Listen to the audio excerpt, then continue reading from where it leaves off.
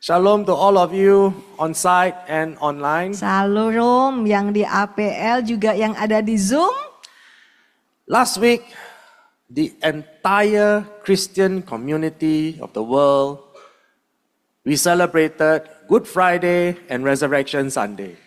Minggu lalu ya, di seluruh dunia para Kristen merayakan hari kematian dan juga kebangkitan Yesus. Right? Everyone felt so blessed, right? Betul, ya, saudara diberkati. We celebrate Jesus. Ya, sebab kita merayakan Yesus. Why do we celebrate Jesus? Nah, untuk apa kita merayakan Yesus? Because we know we are loved by Christ. Sebab kita tahu kita dikasihi oleh Tuhan.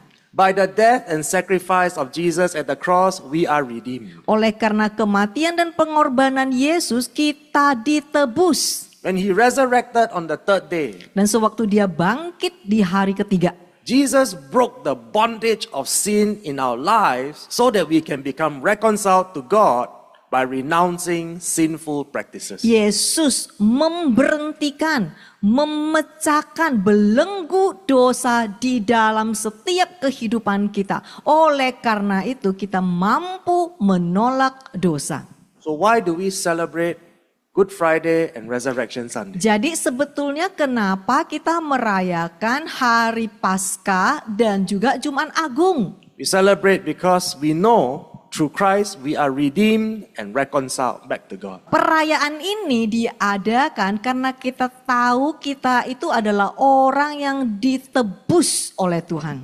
Before we begin today's session, Sebelum aku mulai khotbah malam ini, I want all of us to watch this video. saya mau menayangkan video buat setiap kita ya. AV team, can you please play the video? Ayo tim Pak Ave bisa tolong tayangkan videonya.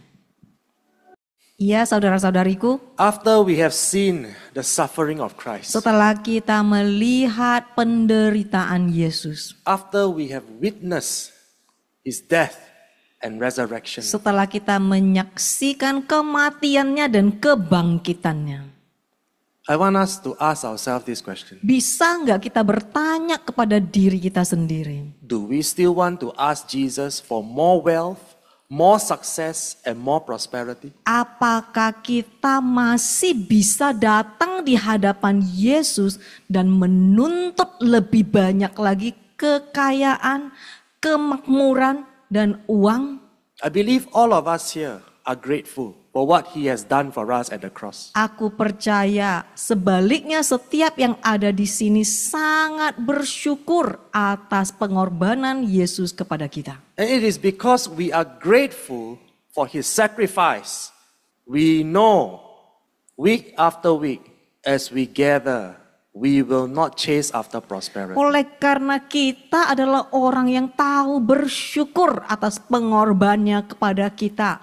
Makanya kita berkumpul setiap Sabtu cuman mencari Dia, bukan mencari kemakmuran. It is because all of us here, we are grateful. That is why we say, God, we don't want the wisdom of this world. We want your wisdom. Oleh karena kita sangat bersyukur kita bisa berkata, Tuhan jangan berikan kepada kita hikmat yang datang dari dunia ini. Tetapi yang kita mau adalah hikmat dari surga.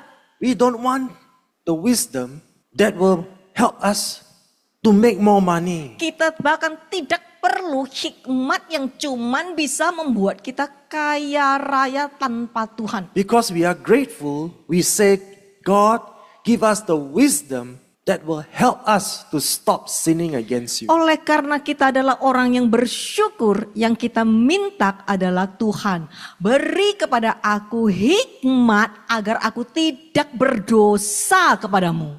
Give us the wisdom that will help us to continue to obey your word. Berilah aku hikmat agar aku mampu terus mentaatimu. That is what I call a grateful heart. Inilah yang aku namakan Kristen yang memiliki hati yang tahu bersyukur. So what happens after Good Friday and Resurrection Jadi Sunday. apa sebetulnya yang terjadi setelah hari Jumat Agung dan juga hari Paskah? Life goes on, right? Nah, hari-hari lanjut. What do I mean by life goes on? Apa sih maksudku? Ya hari-hari ya lanjut. Everybody forget. Artinya apa sih?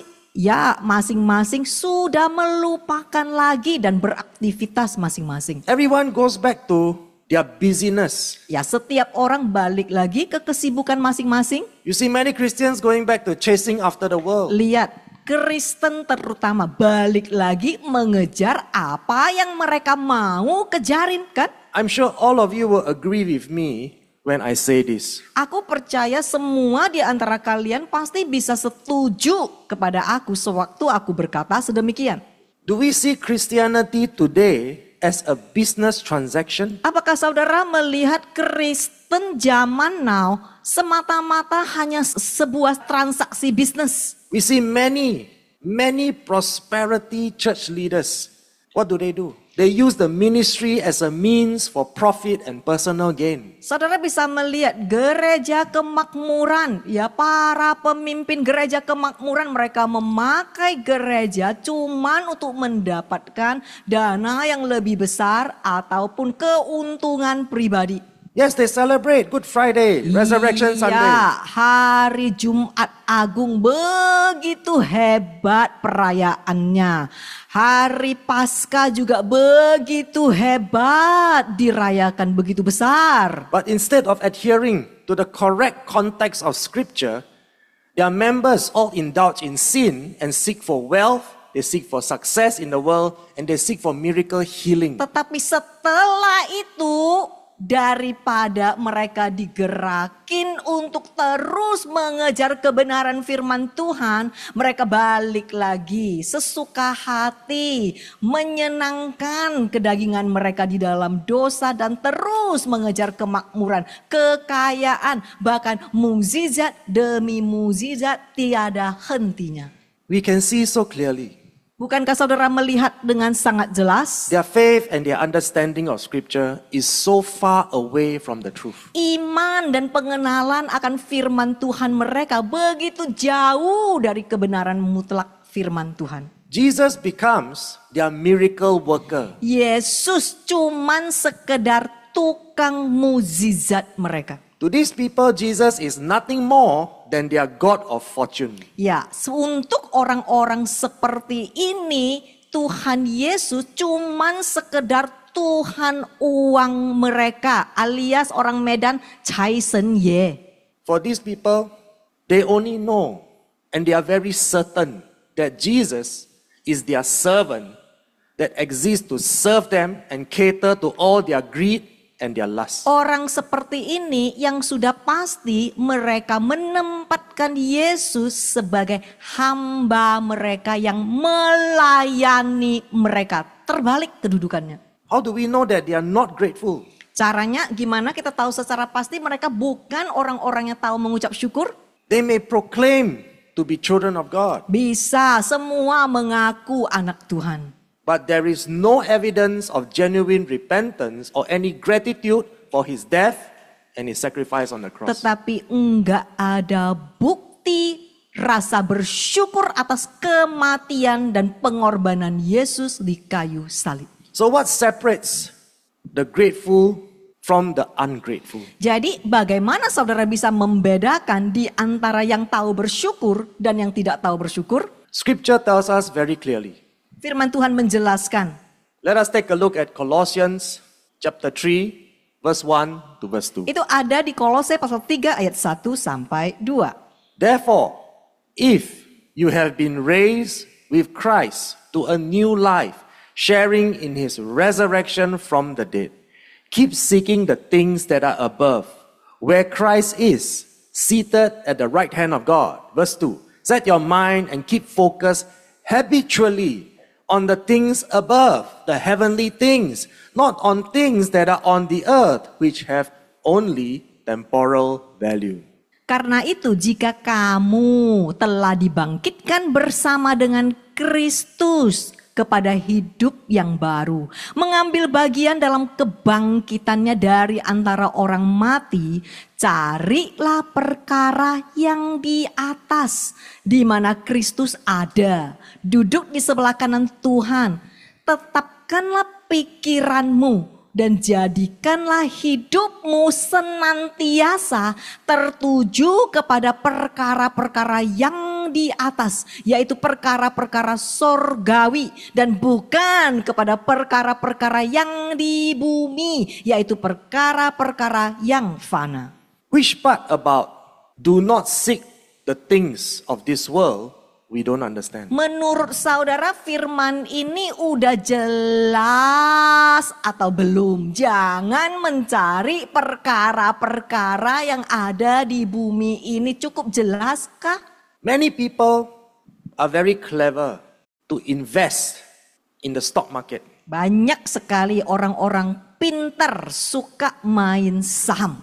Yes, Christians are very good at investing in stock market, in property, invest in gold. Ya, Kristen juga ya sangat pintar untuk berinvestasi di saham, baik itu di emas ataupun di properti. But what is God saying? Apa sih Tuhan katakan? Invest in eternity. Tuhan berkata, oke, nggak apa-apa, tapi bisa nggak kita berinvestasi di kekekalan? I'm not saying you cannot buy property. Saya nggak berkata nggak boleh investasi properti ya. I'm not saying that if you invest in property, you have sinned against God. I'm not saying that. Saya nggak berkata kalau engkau investasi di properti itu engkau berdosa kepada Tuhan. Tidak loh.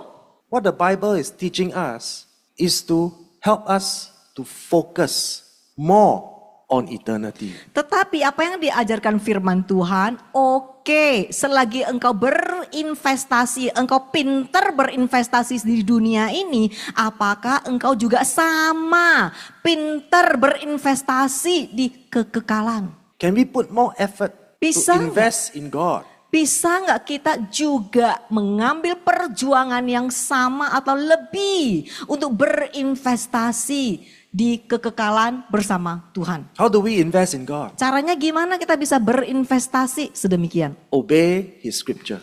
Sangat sederhana, yaitu cukup taat kepada firman-Nya. When Christians love the world and refuse to repent or adhere to the scripture, Sewaktu orang Kristen begitu mencintai dunia dan menolak untuk berubah, menolak untuk menerima firman Tuhan, when they reject the precepts and the laws in scripture, they become lawless hypocrites. sewaktu mereka menolak hukum dan aturan Tuhan, mereka tiba-tiba akan menjadi orang yang tidak memiliki hukum, yaitu munafik. They become like parasites, greedy for money. Ya, mereka itu begitu serakah akan uang.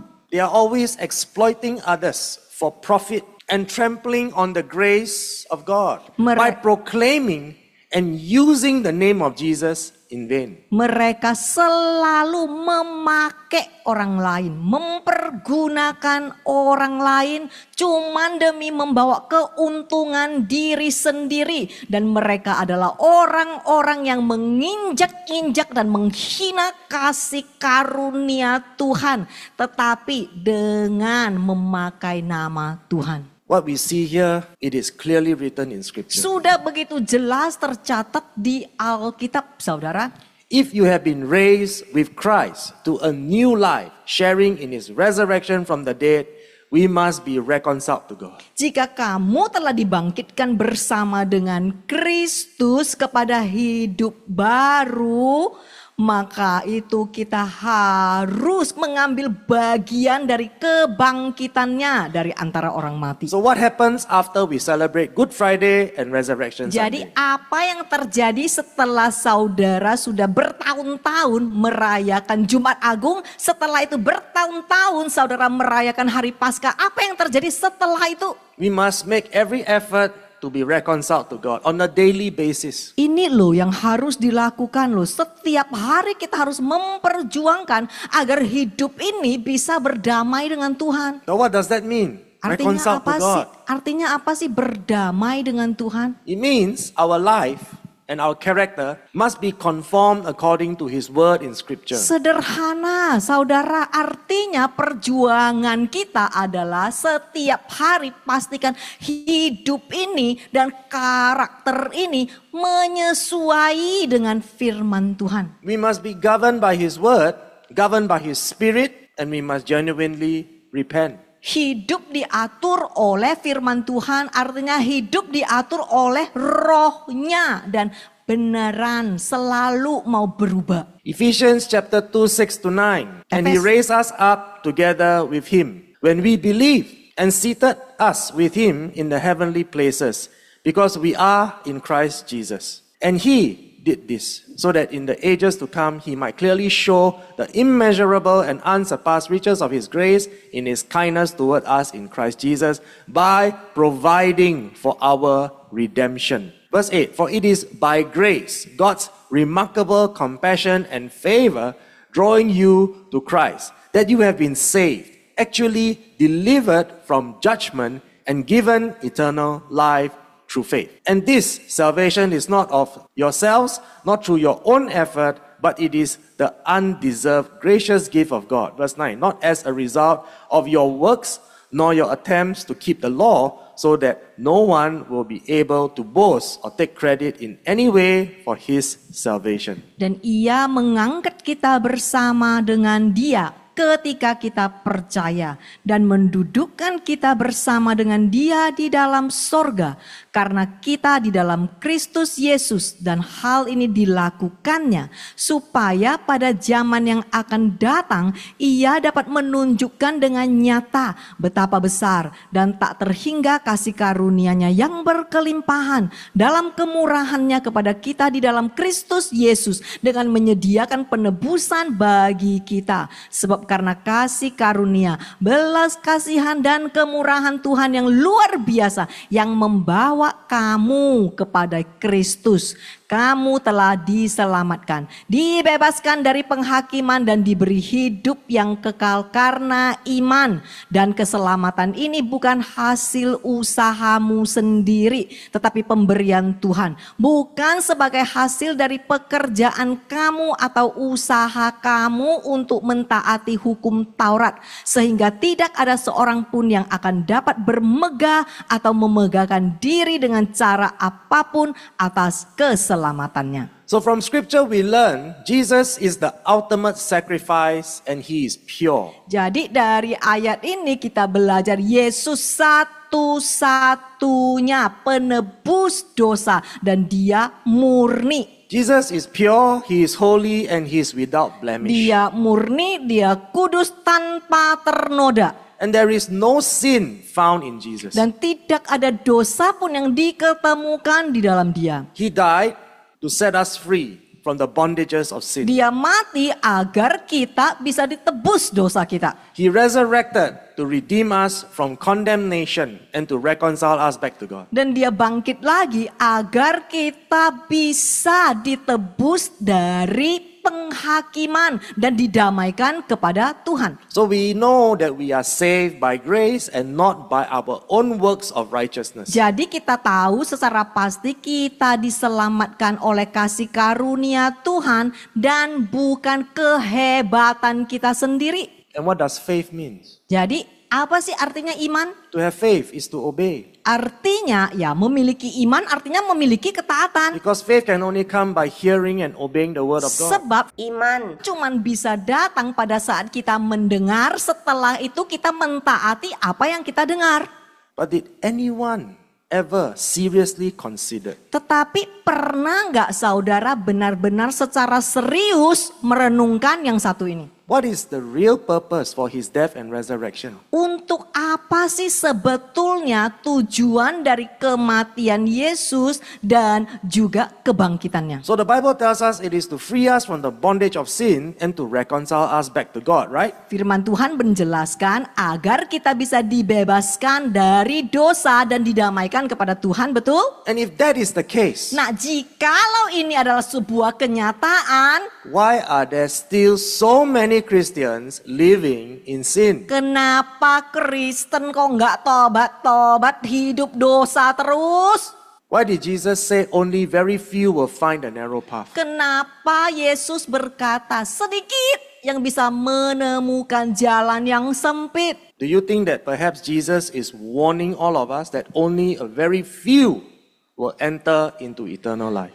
Bukankah Yesus sedang memperingatkan kita, cuman sedikit yang akan menemukan jalan yang sempit itu? I want to share with you what happened on Good Friday. Saya mau membagikan apa yang terjadi di hari Jumat Agung.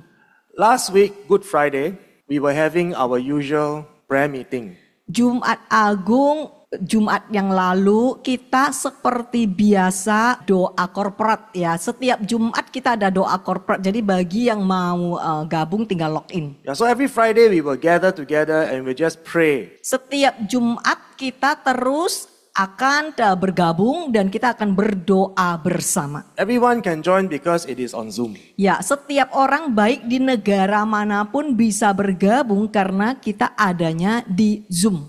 And on that particular Friday, Di hari Jumat Agung itu minggu lalu, something happened.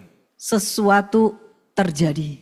We had a visitation. Kita dijenguk Tuhan. The Lord visited. Tuhan datang menjenguk kita. So after we finished the prayer meeting, Setelah kita kelar doa corporate, we all say bye, good night, see you next week. di Zoom itu kita saling mengucap, kita ketemu besok. And I was sharing with Pastor Judy. Aku sharing ke istriku, I was just telling her the Lord visited during the prayer meeting as we were praying. ya sewaktu kita berdoa Tuhan menjenguk kita. And she said, yeah, I know. Dan aku menjawab, iya aku juga I merasakan. felt His presence. It was so strong. Aku merasakan hadiratnya begitu nyata. And I just continue to share with her. I said, I don't know why, but in my heart, it feels very painful.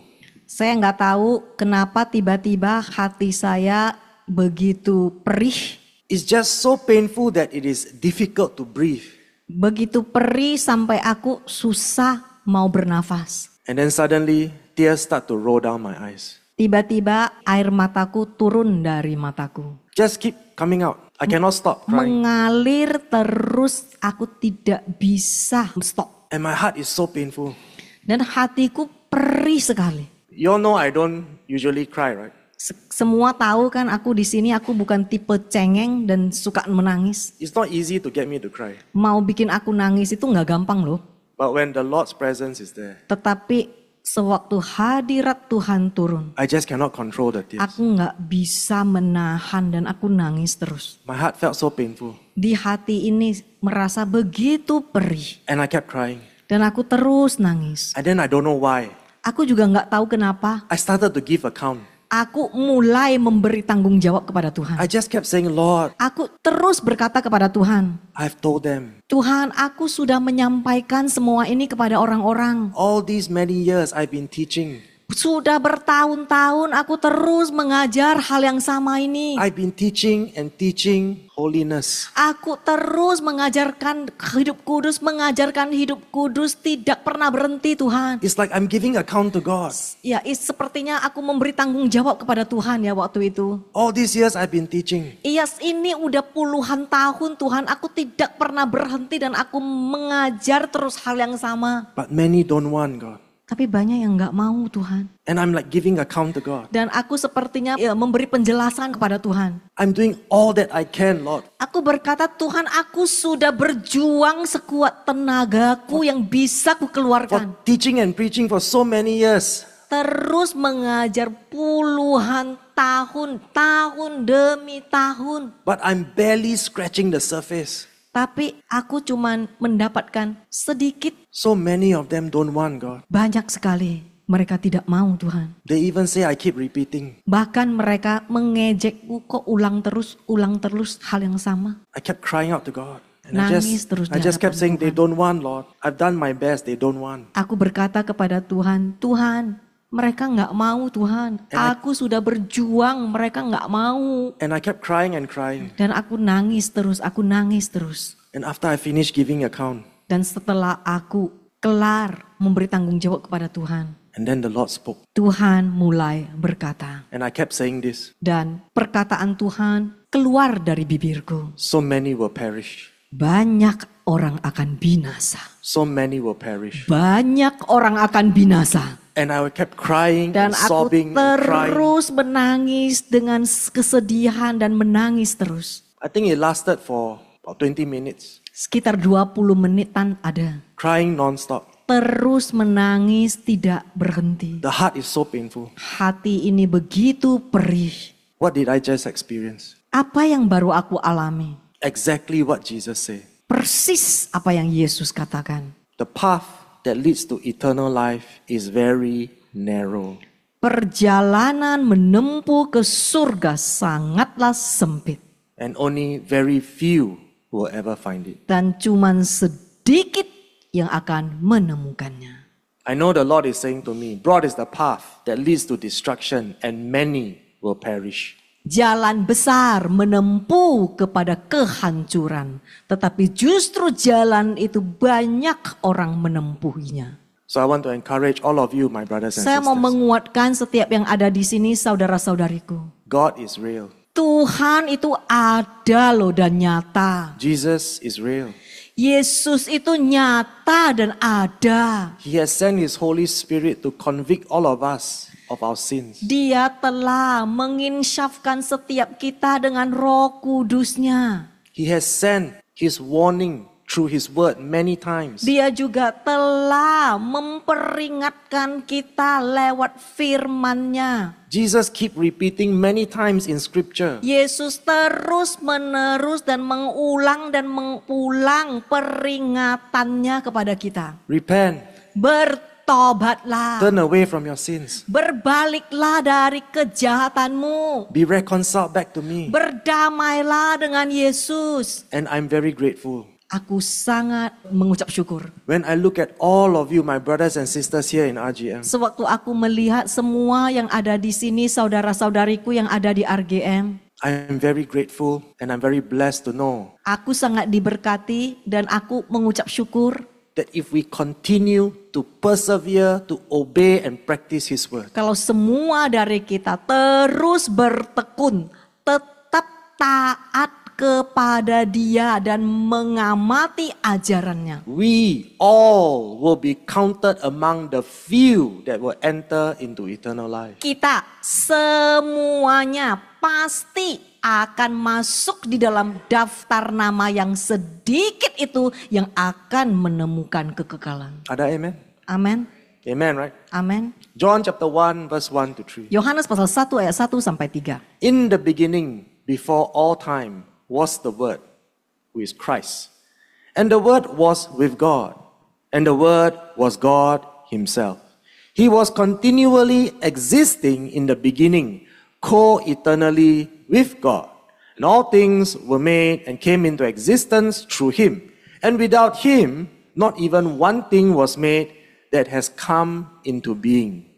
Pada mulanya, sebelum segala sesuatu ada, adalah firman Kristus. Firman itu bersama-sama dengan Tuhan. Dan firman itu adalah Tuhan sendiri. Ia ada pada mulanya dan secara terus-menerus bersama dengan Tuhan.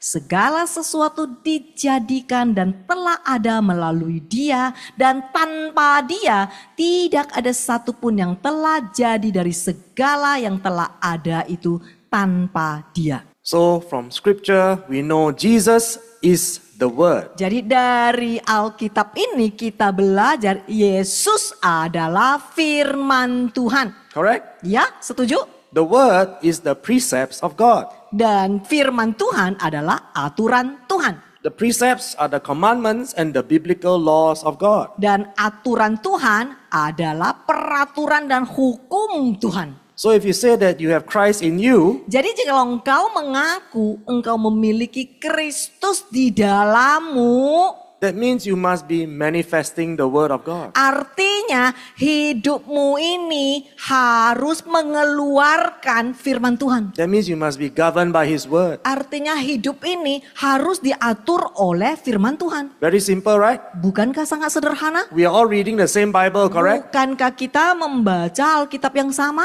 There's more. Ada lagi. Listen carefully. Dengar baik-baik. John chapter 1 verse 17. Yohanes pasal 1 ayat 17.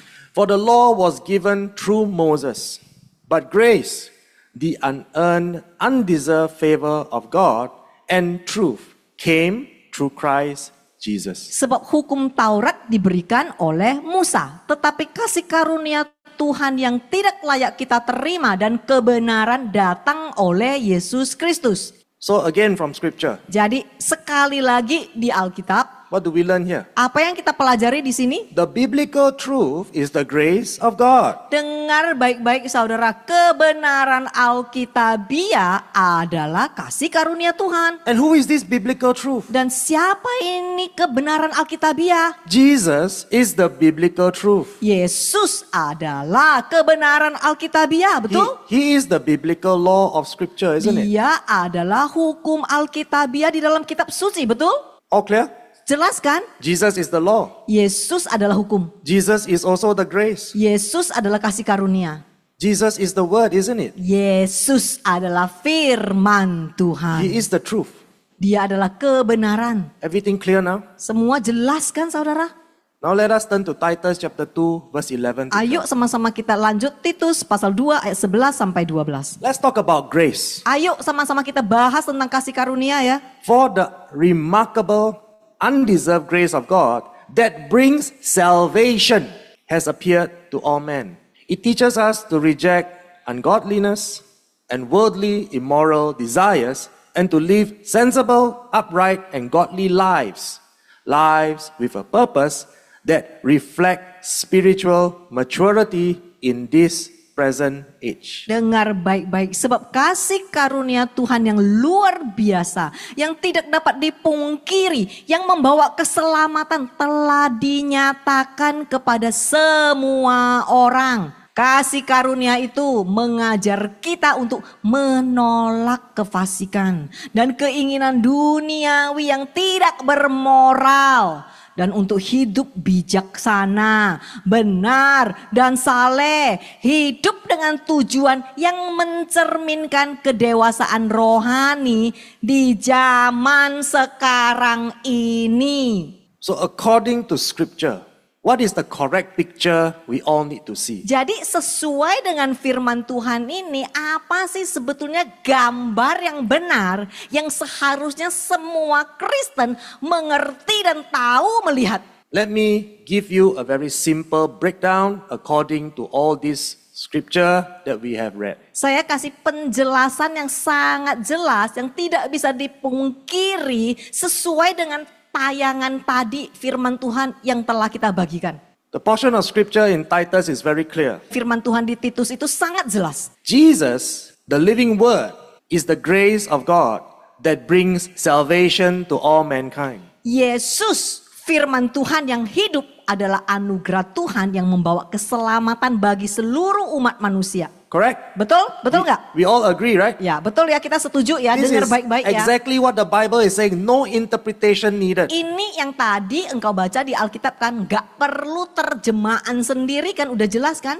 So this undeserved grace, Jadi kasih karunia ini yang tidak layak kita terima ini. what is this undeserved grace? Apa sih yang ini satu? Who is this undeserved grace? Siapa sih ini? This undeserved grace is Jesus. Ini adalah Tuhan sendiri yang tidak layak kita terima. Because this grace that brings salvation to all mankind is Christ. Sebab kasih karunia ini yang membawa keselamatan bagi manusia itu sendiri adalah Kristus. Correct? Betul? Setuju? There is no other name given among men, right? For which we must be saved, other than the name of Jesus. Sebab firman Tuhan berkata tidak ada satu nama pun yang sanggup menyelamatkan kecuali nama Yesus Kristus. Correct? Amin. That is very, very, very clear. Ini sudah sangat jelas kan saudara kan? Jesus is that grace. Yesus adalah kasih karunia. He is that salvation Yesus adalah keselamatan that will save all of us. yang akan menyelamatkan setiap kita. Jesus is the unmerited favor. Dan Yesus sendiri juga adalah kasih karunia yang sebetulnya tidak layak kita terima. Jesus is the biblical law that will teach us how to effectively reject all worldly immoral desires. Yesus juga adalah hukum Alkitab yang mengajarkan kita bagaimana menolak semua keinginan duniawi. Jesus, the Word, is the power given to us to live sensible, upright, and godly lives. Yesus firman Tuhan juga adalah yang akan memampukan kita untuk menjalani kehidupan yang jujur dan saleh. Listen carefully, my friend. Tolong didengarkan jelas-jelas. We are not saved by observing the laws of the Pharisees. Ya, kita tidak diselamatkan dengan mentaati hukum para Farisi. We are saved by the death and the resurrection of Jesus. Kita diselamatkan oleh kematian dan kebangkitan Yesus. As long as we persevere to obey and to practice all that is written in Scripture. Kondisinya, selama kita terus menjalani kehidupan yang sesuai dengan Alkitab. So my friends, please don't be confused anymore. Jadi tolong jangan bingung lagi. Jesus is the Word. Yesus adalah firman. Jesus is God. Yesus adalah Tuhan. He is the law of God. Yesus adalah perintah dan hukum Tuhan. And He is the grace Dan Yesus juga adalah kasih karunia that brings salvation to all yang mankind. bisa menyelamatkan kita. And this grace is the power that teach us to reject sin. Dan kasih karunia ini juga bisa memampukan kita menolak kefasikan. All clear? Jelas kan? Simple, right? Sangat sederhana kan? We don't need to be theologians. Gak perlu jadi pakar teologi untuk ngerti yang satu ini. The Bible is very clear. Firman Tuhan itu sebetulnya sangat jelas. So why are people confused? Tapi kenapa ya kok orang gak ngerti-ngerti? Ngerti pun gak pernah dilakuin. Why are people so foolish to say grace and law are two separate things? Kenapa orang bisa begitu bodoh berkata, oh kasih karunia berarti tidak ada lagi hukum. Do you now realize Jesus is the grace as well as the law? Saudara sadar enggak dari firman ini dikatakan Yesus adalah kasih karunia dan Yesus sendiri juga adalah hukum. Is this new? Ini ya baru, apakah ini baru? No. Enggak. How long ago was Titus Udah written? berapa lama ini firman Tuhan Titus ada? This is not a new revelation. Apakah ini adalah pewahyuan baru?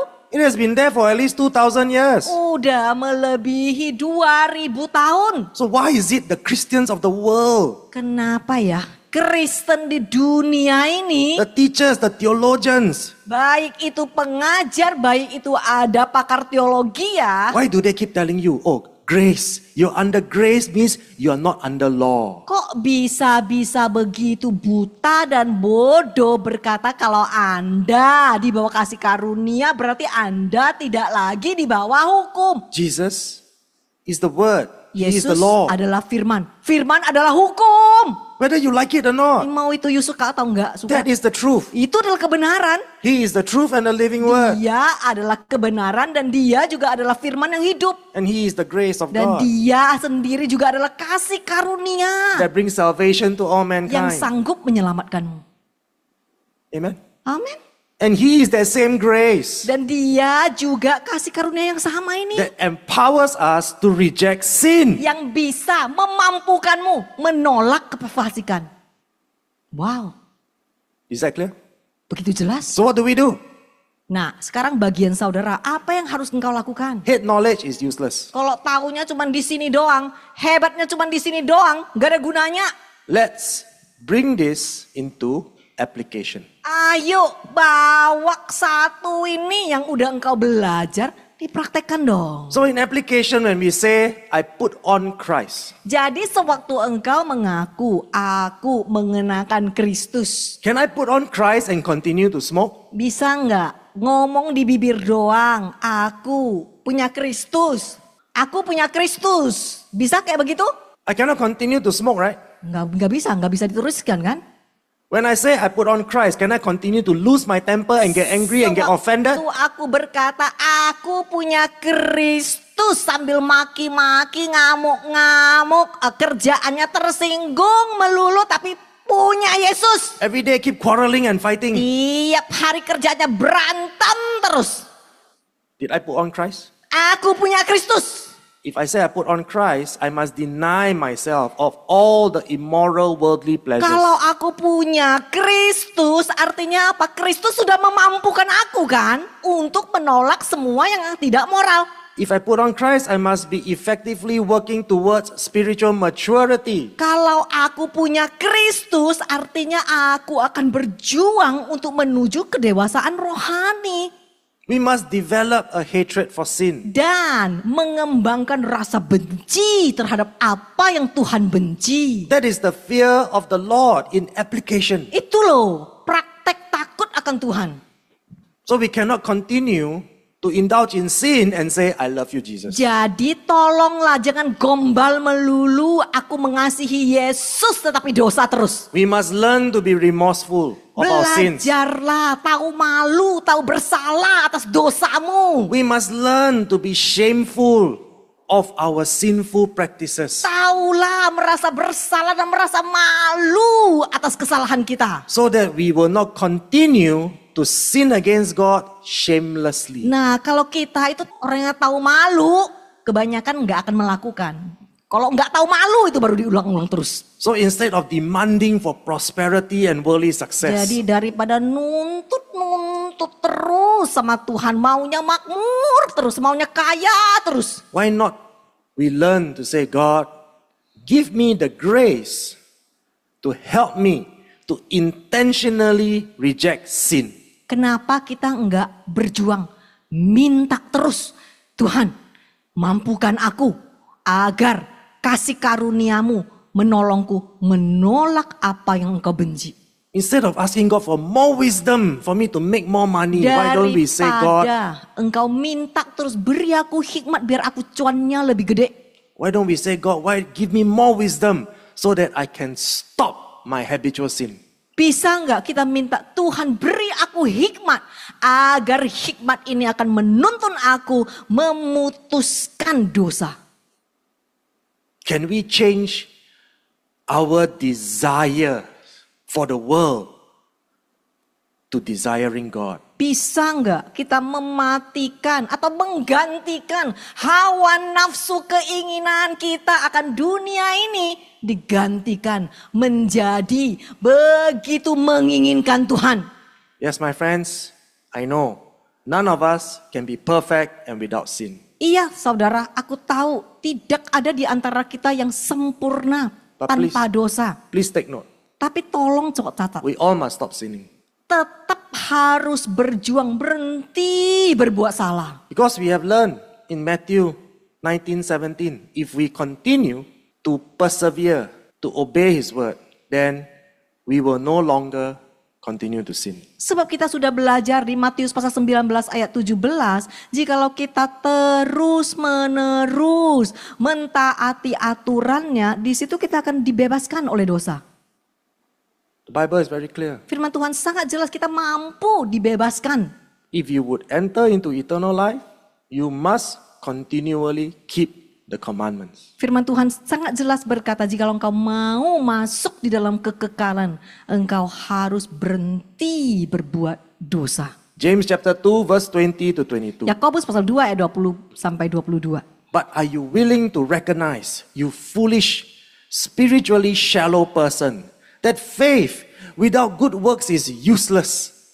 Was our father Abraham not shown to be justified by works of obedience, which expressed his faith when he offered Isaac his son on the altar as a sacrifice to God? You see that his faith was working together with his works, and as a result of the works, his faith was completed, reaching its maturity when he expressed his faith through obedience. Tetapi apakah kamu mau mengakui, hai kamu orang yang dangkal rohaninya, bahwa iman tanpa perbuatan tidak ada gunanya? Bukankah bapa leluhur kita Abraham telah dibenarkan karena perbuatan-perbuatannya, ketaatan yang menyatakan imannya ketika ia mempersembahkan Ishak anaknya di atas mezbah sebagai korban kepada Tuhan? Kamu lihat bahwa imannya bekerja bersama dengan perbuatannya, dan sebagai hasil dari perbuatannya itu imannya menjadi sempurna, mencapai kedewasaannya ketika ia menyatakan imannya melalui ketaatan. Again, we see very clearly, Jelas nggak saudara? faith can only be completed, reaching full maturity and perfected when it is expressed through obedience like Abraham. Imanmu cuman bisa sempurna, imanmu cuman bisa mencapai dewasa dan disempurnakan sewaktu imanmu disertai ketaatanmu. So if we say we have faith but have no obedience, Jikalau engkau mengaku engkau punya iman, orang beriman, then your faith is dead. It is useless. tapi tanpa ketaatan imanmu mati, nggak ada gunanya. 1 John chapter 1, 6 to 7. 1 Yohanes pasal 1 ayat 6 sampai 7. If we say that we have fellowship with him and yet walk in darkness of sin, we lie and do not practice the truth. But if we really walk in the light, that is, live each and every day in conformity with the precepts of God. I say again, in conformity with the precepts of God. As he himself is in the light, we have true, unbroken fellowship with one another. He with us and we with him. And the blood of Jesus, his son, cleanses us from all sin by erasing the stain of sin, keeping us cleansed from sin in all its forms and manifestations. 1 Yohanes pasal 1 ayat 6 sampai 7. Jika kita berkata bahwa kita beroleh persekutuan dengan Dia, tetapi kita tetap hidup di dalam kegelapan atau dosa, maka kita berdusta dan kita tidak melakukan kebenaran. Tetapi jika kita sungguh-sungguh hidup di dalam terang, artinya hidup setiap hari sesuai dengan ajaran Tuhan, sama seperti Dia ada di dalam terang, maka kita beroleh persekutuan yang sejati dan tidak terputus seorang dengan yang lain. Dia dengan kita dan kita dengan Dia. Dan darah Yesus anaknya itu menyucikan kita daripada segala dosa dengan menghapuskan segala noda dosa dan menyucikan kita daripada segala dosa dalam segala bentuk dan manifestasinya. Do you know, my friends, that not everyone can teach this portion of scripture? Saudara tahu nggak? Enggak banyak loh yang ngajar ini bagian dari firman ini. Today, if I'm a Calvinist, I cannot teach this portion. Hari ini jikalau aku adalah Calvinis, aku nggak bisa ngajar yang satu ini. Why? Kenapa? Because if I'm a Calvinist, I will believe that sanctification is by default. Sebab jikalau aku adalah Calvinis, aku akan percaya sanktifikasi ya adalah sesuatu yang tiba-tiba terjadi. But here we learn in scripture very clearly. Tapi firman Tuhan begitu jelas. Sanctification by the blood of Christ doesn't just take place like that. Jadi ini ya hidup dipisahkan, enggak tiba-tiba langsung begitu. This is the condition. Ada kondisinya kan? We must live each and every day in conformity with the precepts, the commandments, the laws of God. Kondisinya di sini dikatakan kita loh yang harus berjuang mau memisahkan diri agar kita sanggup hidup sesuai dengan kebenaran firman Tuhan. So I repeat one more time. Aku ulangin sekali lagi ya. Sanctification by the blood of Jesus cannot just take place in our life unless we live each and every day in conformity with the precepts of God. Pengudusan tidak dapat terjadi begitu langsung kecuali engkau sendiri memutuskan setiap hari hidup sesuai dengan ajaran Tuhan dan diatur oleh hukum Tuhan. So according to scripture, sanctification does not happen immediately after you say the sinner's prayer or after baptism. Jadi pengudusan ini tidak terjadi tiba-tiba engkau terima Yesus, setelah itu tiba-tiba engkau dicemplung air keluar langsung kudus. Enggak terjadi seperti itu.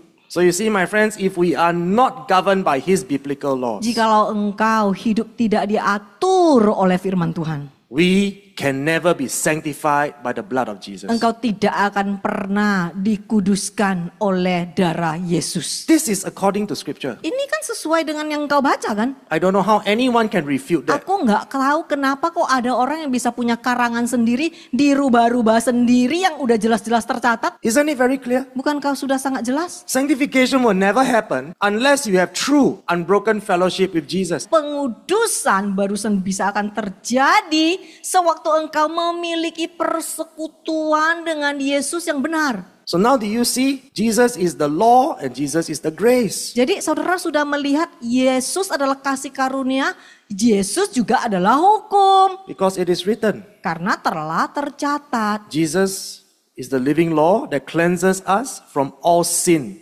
by erasing the stain of sin. Yesus adalah hukum Taurat yang menyucikan kita dari segala dosa. So now do you understand why I have to keep repeating? We can only be saved by Christ if we are governed by Christ, the Word.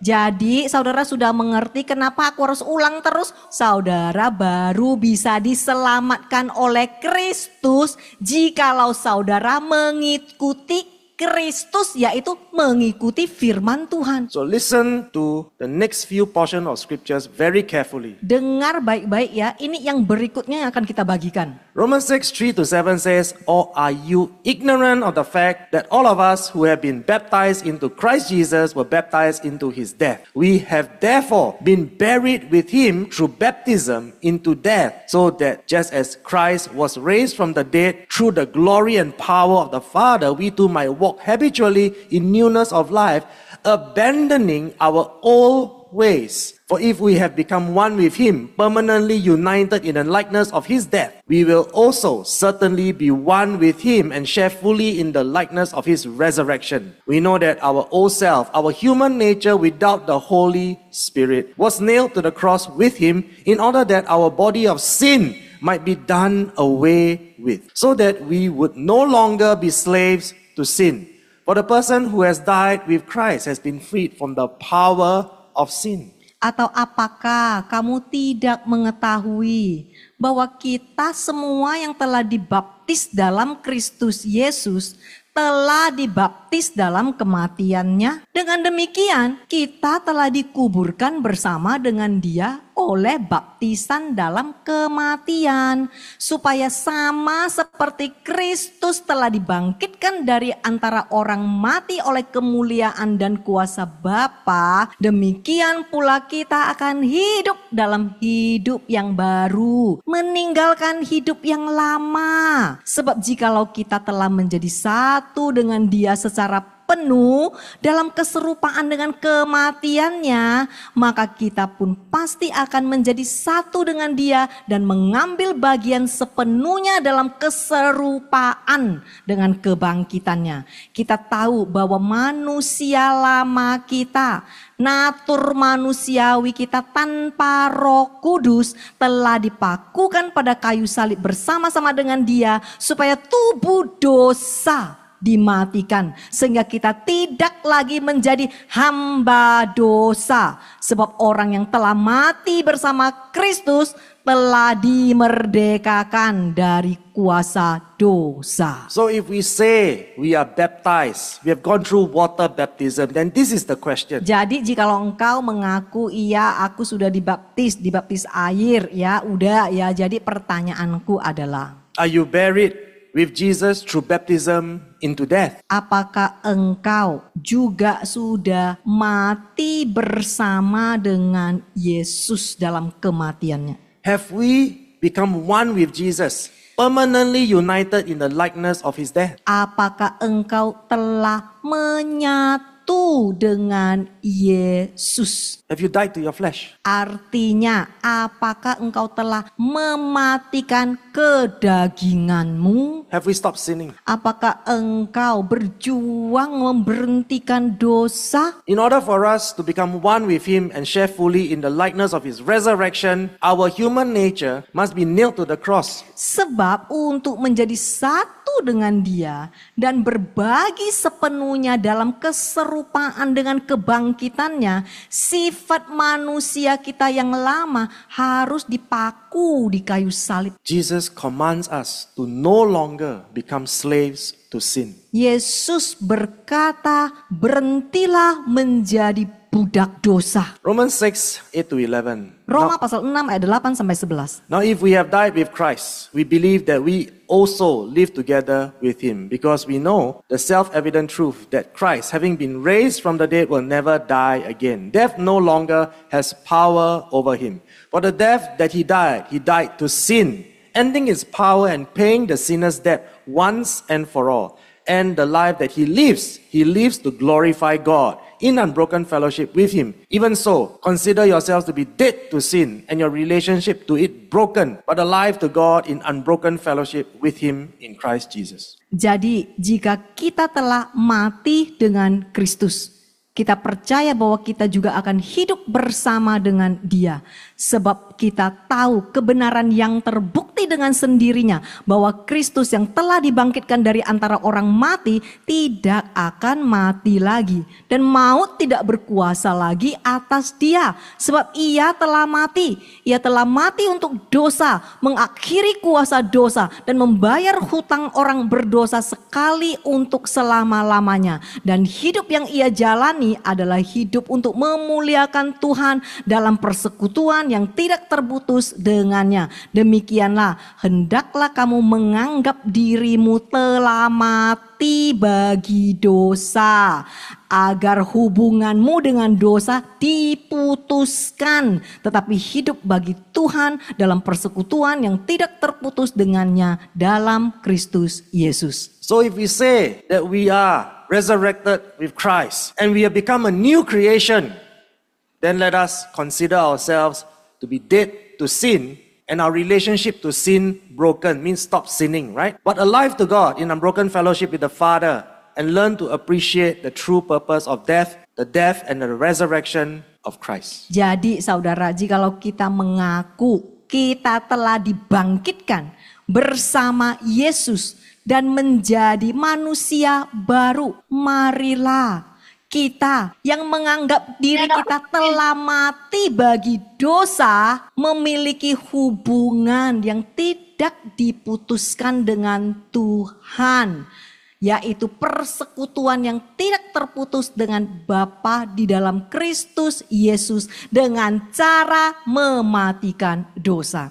So my friends, do you see now the resurrection of Christ? Jadi saudara sudah mengerti maksud dari kebangkitan Yesus? Do you see the resurrection power in your life right now? Saudara sudah melihat ada loh kuasa kebangkitan bagi setiap kita. Romans 6:12-14. Roma pasal 6 ayat 12 sampai 14. Again, Jesus repeat, therefore, do not let sin reign in your mortal body so that you obey its lusts and passions. Do not go on offering members of your body to sin as instruments of wickedness, but offer yourselves to God in the decisive act as those alive and raised from the dead to a new life, and your members, all your abilities, sanctified and set apart as instruments of righteousness yielded to God. For sin will no longer be a master over you, since you are not under law as slaves, but under unmerited grace as recipients of God's favor and mercy. Karena itu janganlah kamu membiarkan dosa berkuasa di dalam tubuhmu yang fana ini, sehingga kamu menuruti hawa nafsu dan keinginan-keinginannya. Janganlah kamu terus-menerus mempersembahkan anggota tubuhmu kepada dosa sebagai alat kejahatan, tetapi persembahlah dirimu kepada Tuhan dalam tindakan yang menentukan sebagai orang yang hidup dibangkitkan dari antara orang mati kepada suatu kehidupan yang baru, dan anggota tubuhmu yang telah disucikan dipisahkan sebagai alat-alat kebenaran yang telah dipersembahkan kepada Tuhan. Karena dosa tidak lagi menjadi tuan atas kamu, karena kamu tidak berada di bawah hukum Taurat sebagai budak, tetapi di bawah kasih karunia yang tidak layak sebagai penerima kemurahan dan belas kasihan Tuhan. Do you see how many times Jesus must repeat throughout the chapter in Romans chapter 6. Saudara lihat Yesus samakan, aku samakan ke Yesus kan di Roma itu.